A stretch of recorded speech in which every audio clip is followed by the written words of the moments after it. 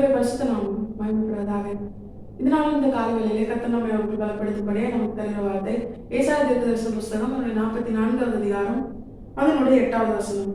நீங்கள் கலங்காமலும் பயப்படாமலும் இருங்கள். அக்காலம் முதற்கொண்டு நான் அதை உனக்கு விளங்க பண்ணினதும் முன் அறிவித்ததும் இல்லையோ?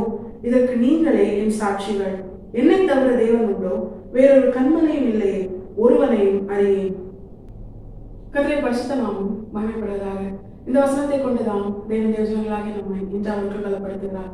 தேவ பிள்ளைகளாகி நம்மை பார்த்து நம்முடைய தேவன் சொல்கிறார், நீங்கள் கலங்காமலும் பயப்படாமலும் இருங்கள்.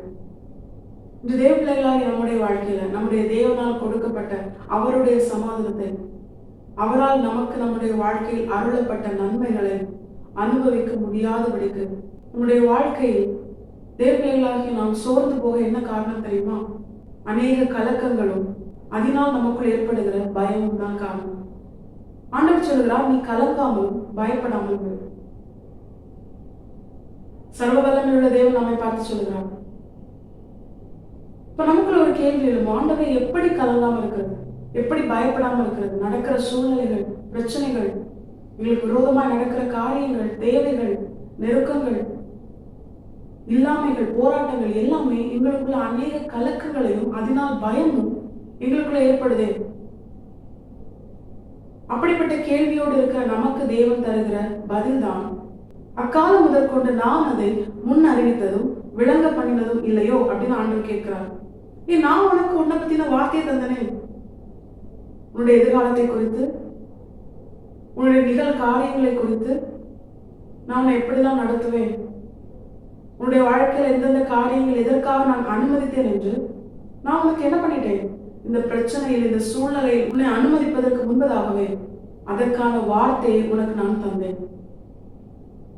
தேவ பிள்ளைகளாகி நம்முடைய வாழ்க்கையில தேவன் எல்லாவற்றையும் சரியாகவும் நேர்த்தியாகவும் தான் செய்திருக்கிறார். ஏன் தெரியுமா? அவர் வார்த்தையை தந்து நம்மை பலப்படுத்தி நாம் இந்த சூழ்நிலையை எப்படி கையாள வேண்டும், சோதனையை அனுமதித்தாலும் அதிலிருந்து தப்பித்துக் கொள்ளும்படியான போக்கையும் உண்டு பண்ணி விட்டுதான், அதற்குரிய வார்த்தையை தந்து விட்டுதான் தேவன் இந்த பாதையில நம்மை நடத்துகிறார். நம்ம மேல என்ன தப்பு தெரியுமா? அப்படி தேவன் வார்த்தையை தந்தும் நமக்குள்ள கலக்கமும் பயமும் வர என்ன காரணம் தெரியுமா? தேவனால் தரப்பட்ட வார்த்தையை நாம் மறந்து போய்விட்டோம். சர்வ வல்லமையுள்ள தேவன் நமக்கு தந்த அவருடைய வார்த்தைகள் வானமும் பூமியும் ஒளிந்தாலும் தேவனுடைய வார்த்தை மாறாது, ஒளியாது, அதன் ஒரு உறுப்பு கூட மாறாது. அப்படி தேவனால் தரப்பட்ட வார்த்தைகளை நாம் மறந்து அதை தியானிக்காமல் சூழ்நிலையும் பிரச்சனையும் மனுஷ வார்த்தைகளை, இப்படிப்பட்ட காரியங்கள், உலக காரியங்கள், அழிவுக்குரிய காரியங்களை பார்த்துதான் நமக்குள்ள அதிகமான கலக்கம், அதனால அதிகமான பயம். ஆண்டவர் நம்மை எப்படி ஏற்படுத்தி இருக்கிறார் தெரியுமா? நம்மை அவருடைய சாட்சிகளா ஏற்படுத்தி இருக்கிறார். அதைதான் இந்த வசனம் சொல்கிறது. என்னுடைய சாட்சியே நீதான். சர்வ வல்லமையுள்ள தேவனாகிய என்னை இந்த உலகத்திற்கு நான் வெளிப்படுத்த உன்னைத்தான் என்னுடைய சாட்சியா நான் தெரிந்து கொண்டேன். ஆனா நீ என்ன பண்ற? என்னுடைய சாட்சியாய் மாறும்படியான அப்படிப்பட்ட நன்மையான கிரியைகளை, நான் உனக்கு தந்த வார்த்தைகளை பற்றி கொள்ளாமல்